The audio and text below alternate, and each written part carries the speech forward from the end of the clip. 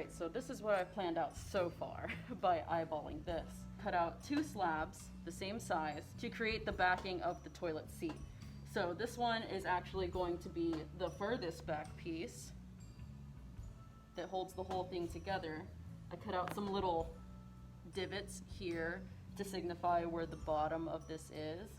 And on this one, I measured how tall the toilet seat is, which was 4.5 inches, and cut that 4.5 inches off so that this is going to be the actual toilet top open.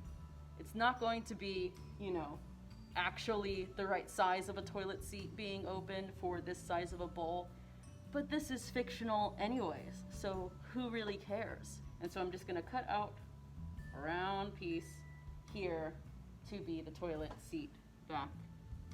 And of course you can do this way more meticulously than I am doing,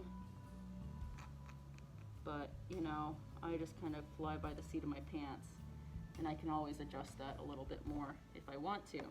So it's actually gonna be about here and have a little clamp, a little claw sticking out to hold on to your toilet brush. If you really wanted this to be like exactly to scale and proportionate and perfect, I assume you could take measurements of your own toilet seat at home and the whole thing, the tank and all that, and figure out exactly how to get the perfect toilet pulled together.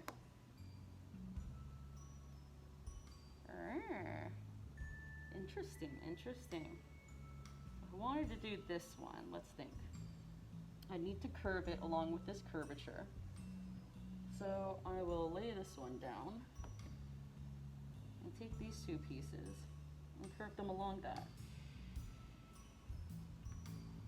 The good thing about having an excess of slabs is that, you know, if something messes up or if you realize you need a little extra something, a little detail here or there, you already have these scraps like I have, these extra pieces that you can add in as you go.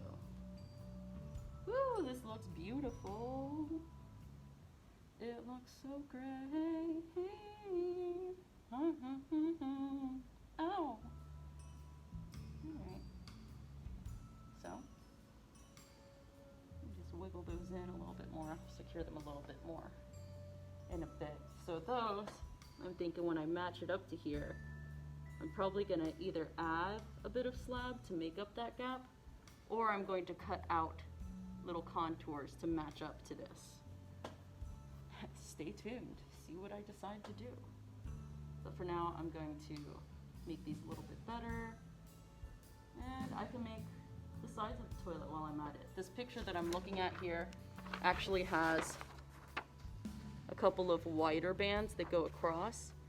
So I might actually integrate that in with some of my extra strips instead. And then I wouldn't have to worry about this gap as much. So I think I will cut some more pieces to match the rest of the tank out of this so that I have that fully formed. And I can add the lid onto that, move it up to here, see how it fits, and then shape it so that it fits the profile of this piece. So yeah, time to speed it up.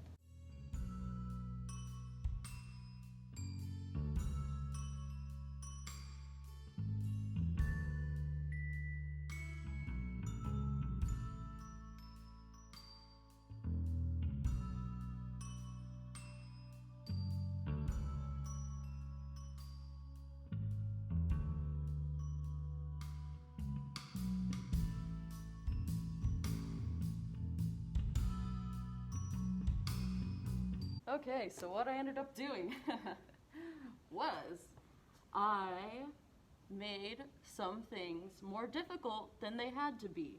For example, this area right here could have just been one long strip, all the same height as this area over here. But instead I measured them separately and made separate pieces for everything. So you don't have to do it that roundabout way. Basically, just choose how far out you want it to go, maybe 3 inches. Do a strip here, do a strip there, do a strip here, and you're good. You've got your outline of the back of your toilet bowl. that will then be attaching forward here on this. And right now, I would say some of these first slabs, they're mostly leather hard. Some of them are a little bit softer than others. It makes it really easy to attach. I'm going to add some little snakies in here to really fortify it. Do a separate slab in front and then put this seat in front of that so that it gives that three-dimensional look to it. I'm leaving this bottom part open also for the airflow. And once I have all of this set up and it seems really structurally sound and everything looks really good, then I'm going to bring it upright, put it up next to here, do my cuts that I need to, or add more clay in the gap here, and then add on what little bits and doodads that I want to make sure that it looks more realistic, such as the drainage pipe, or the little handle, or more of a lid crease around the top so that it looks like the top of the tank. Use as many of the slabs as you can and wrap the remaining slabs with some really wet paper towels and plastic and secure them for your next session. You don't want to rush to this part because if they're too soft, they're going to be like flopping all over the place, and you don't want a floppy, messy little toilet. So next week, you finish this. In total, so far we're talking about 3-week process here.